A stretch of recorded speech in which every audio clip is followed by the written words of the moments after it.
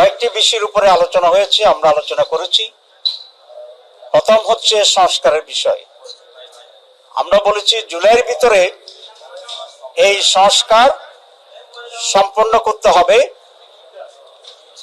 অনেক বিষয়ে ঐক্যমত্য হয়েছে, কিছু বিষয়ে সামান্য সামান্য দ্বিমত আছে বিভিন্ন দলের মাঝে। আগামীকাল থেকে সকল দলকে একসাথ করে একটা সমন্বয় মিটিং হবে, সেখানে এ ব্যাপারে ঐক্যমত্য পৌঁছার চেষ্টা করা হবে। আর যে সমস্ত বিষয়ে মৌলিক কিন্তু ঐক্যমত্য হচ্ছে না, সেগুলোর ব্যাপারেও আমরা বারবার আলোচনা এসে কাছাকাছি জায়গায় আমরা পৌঁছতে পারবো ইনশাল্লাহ। একেবারে ঐক্যমত্য হচ্ছে না এসব বিষয়ে কি করা যাবে সে বিষয়ে আমরা একটা আলোচনা করব। এবং জুলাইয়ের ভিতরে রিফর্মস শেষ হবে, তারপরে একটা জুলাই সনদ হবে, যেখানে আমরা সমস্ত পলিটিক্যাল পার্টি নীতিগতভাবে একমত হয়েছি যে সেই চার্টারে আমরা সাইন করব। এরপরে আলোচনা হয়েছে নির্বাচনের তারিখের ব্যাপারে।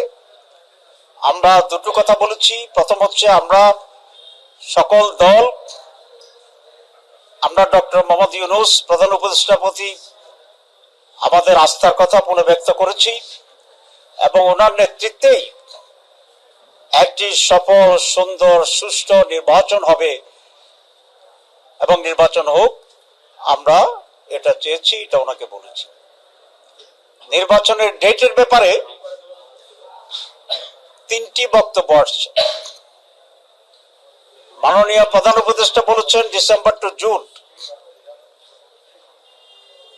কিছু পলিটিক্যাল পার্টি বলেছেন ডিসেম্বর, আর আমাদের পক্ষ থেকে আমরা বলেছি জুন এবং মে মাস আবহাওয়াগতভাবে নির্বাচন অনুষ্ঠানের জন্য উপযোগী নয়।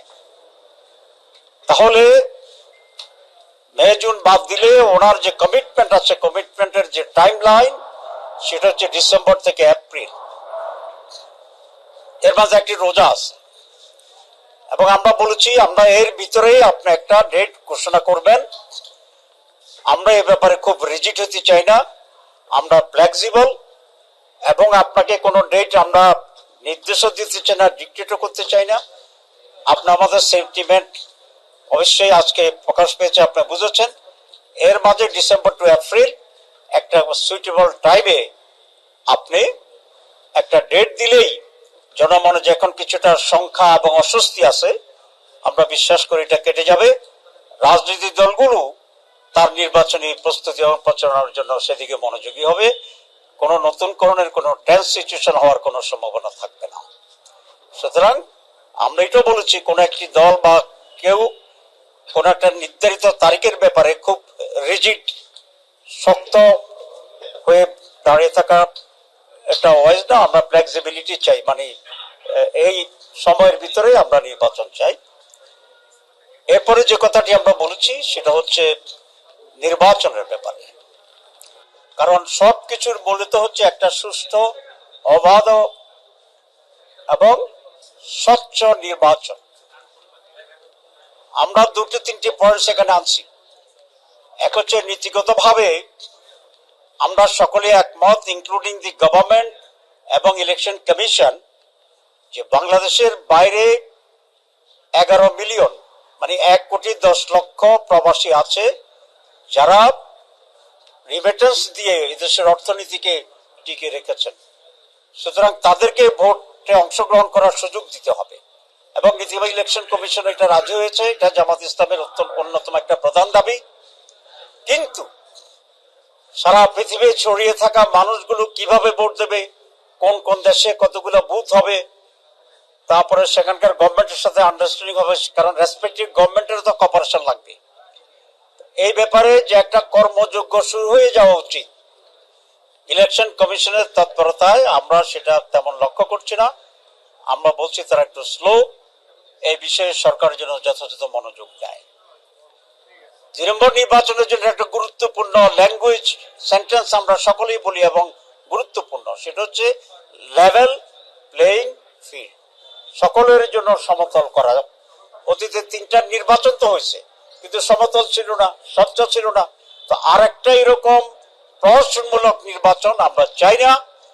এবং নির্বাচনকে গ্রহণযোগ্য স্বচ্ছ করার জন্য যারা সংশ্লিষ্ট আছে নির্বাচনের সাথে, যেমন প্রশাসনিক লোকেরা আছে, সেক্রেটারিয়েটে ডিসি এসপি সাহেবের আছেন, টিওনো ওসি আছেন, পোলিং প্রিসাইডিং অফিসার আছে, ইলেকশন চিফ ইলেকশন কমিশনের অফিস আছে, ল এনফোর্সিং অথরিটিজ আছে, সমস্ত জায়গায় যেন একটি স্বচ্ছতা নিয়ে আসে, আগে থেকে কাজ করে দ্রুতভাবে একটা লেভেল প্লেইং ফিল্ড যেন তৈরি হয় এবং সেরকম একটা উৎসব মুখর পার্টিসিপেটরি একটি নির্বাচন আমরা চাই। তার জন্য সরকারকে এই দুটি জায়গায় গুরুত্ব দিতে হবে। একটা হচ্ছে বিদেশি প্রবাসীদের ভোটের ব্যাপারে অ্যারেঞ্জমেন্ট, আর একটা হচ্ছে লেভেল প্লেইং ফিল্ড, সকলের জন্য সম অধিকারের যে জায়গাটি, এবং এটা নির্বাচনের অনেক আগেই করতে হবে যাতে নির্বাচনের ব্যাপারে কনফিডেন্স ফিরে আসে এবং তার ভিতরে আইনশৃঙ্খলা পরিস্থিতি আছে, সেটা আমি বলেছি যে স্টেক হোল্ডার যারা আছেন এই সব বিষয় যেন একটা উন্নত এবং বিশ্বস্ত আস্থার যে বিষয়টি আছে সেই বিষয়টি যেন পূর্বান্নে প্রতিষ্ঠিত করতে পারে। তাহলে মানুষের ভিতরে ডেট নিয়ে সংখ্যা কেটে যাবে এবং নির্বাচন যে সুষ্ঠু হবে, নির্ভয়ে সকলে আনন্দের সাথে নির্বাচন গ্রহণ করতে পারবে।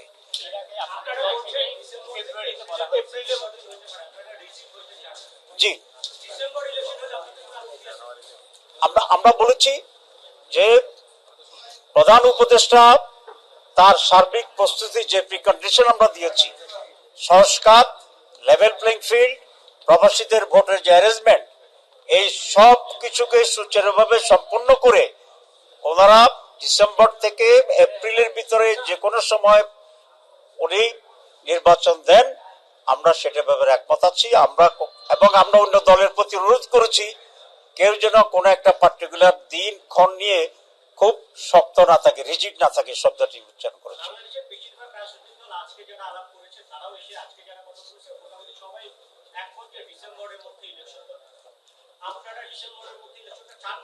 আমি যে কথা বলেছি এর ভিতরে এর জবাব আছে।